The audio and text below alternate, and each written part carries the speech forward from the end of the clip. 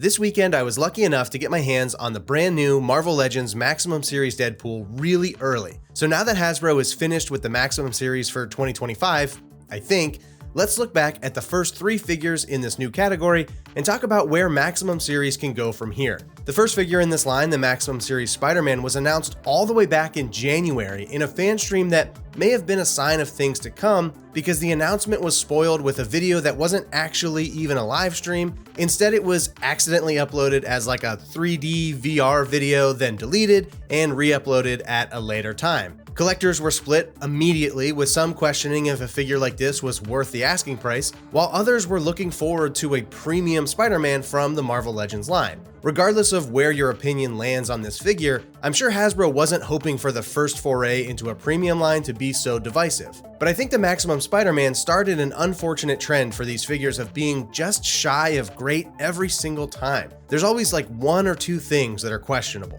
For Spidey, it was these head sculpts, especially the unmasked head. And I know this is personal preference, but going with the McFarlane Spider-Man was a creative choice that I wasn't personally the biggest fan of, because this just isn't the color scheme and style that I personally picture when I imagine the perfect Spider-Man. But don't take this as me hating on this figure. Even though I'm critical of some aspects of it, I do actually like it for what it is. The articulation is really good, and I do believe it delivers on the promise of being a premium level Marvel Legends figure. I'm going to talk about price and value later in this video, but this figure is priced reasonably, like it or not. You do get more than you get with a $25 to $30 Marvel Legends figure, and all of the figures that people would say are better than this one are anywhere between $25 and $50 more expensive. So it's better than this, and it's worse than that, and it's priced somewhere in between the two. Seems fine to me. But you can't deny that it was a source of debate. That much is clear, and before the debate was even settled, Hasbro announced the Maximum Series Hulk.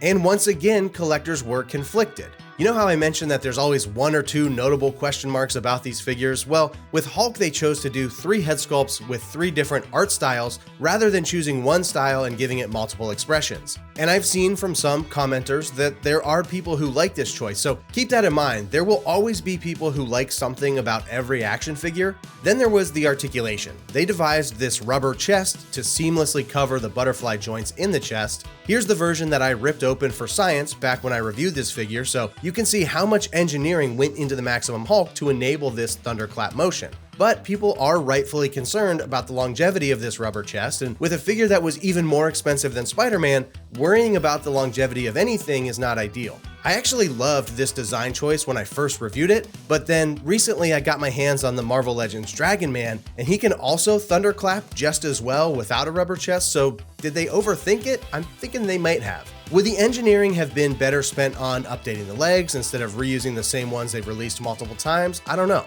Or at least wrapping the paint around the fringe of the pants. Again, I like the Maximum Hulk. This is my favorite Hulk figure, but you can't deny the fact that there is a good amount of reuse here and potentially fragile materials. Which brings us to the Maximum Series Deadpool, a figure that was only announced in August but is now randomly showing up over a month before the supposed release date. I did a whole short reviewing this figure and another one telling the story of how I got it so early, but my final reaction was that this is a 7 out of 10 for a $50 figure, but if it was $30, it'd be an 11 out of 10. And I should clarify, this figure is worth more than $30. Remember the logic I pointed out with the Spider-Man? Yeah, that still applies. However, once again, there are some questionable decisions here, so it's not perfect, even though it's so close. For Deadpool, not having a fully masked emotive head was a big miss. I've seen some people say they wish there was a fully unmasked head, which of course would have been cool, but in my opinion, not as necessary as like a goofy or over-the-top masked head. I also think it's a weird choice that the shoulder straps aren't removable, but generally I really love this figure. Why? Because I don't have a Marvel Legends Deadpool,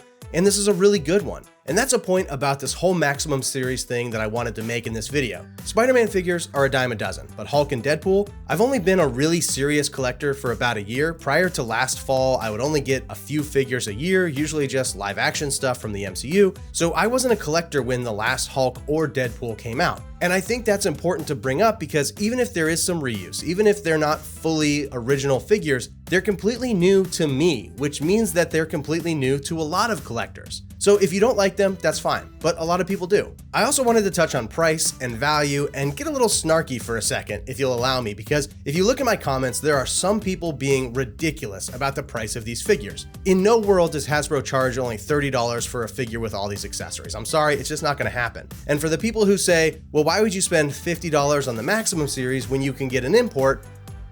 This is what you sound like. Why get a Honda CR-V when you can get a Corvette? Why get a 3-bedroom house when you could just get a mansion on the coast? It's a ridiculous premise and it's dishonest debating. Yes, the Mafex Deadpool and the Revoltech Deadpool are better action figures, but they are also more than twice the cost for most people in the world, so it's just a pointless thing to bring up. Some people legitimately struggle to buy $25 figures, and a $50 figure is a big expense, so to say to them, why not just spend $100 or $130? Can we just stop with that? All right, snark aside, what do we think the future holds for the Maximum series? Well, the big rumor seems to be a Maximum Thor, which would be awesome because again, I don't have a Marvel Legends classic Thor. And I think people are saying a Maximum Symbiote Spider-Man, which, I don't know. However, in the comments for my Deadpool review, there were a lot of great ideas. I saw a ton of love for a Maximum Doctor Doom, which I think could rival Mezco if they actually did the soft goods, or really just any villain in the Maximum series. No matter where they go with it, I do think as a new line or category of figure, the Maximum series accomplished what Hasbro was hoping for this year. It garnered a lot of attention, conversation, and seemed to invigorate the Marvel Legends brand, and they all seemingly sold very well, so clearly there is a fan base here. If you like these kind of action figure videos, leave a comment and share your thoughts on the Maximum series. Like, share, follow, and excuse me while I scrub the word Maximum from my vocabulary for at least a week.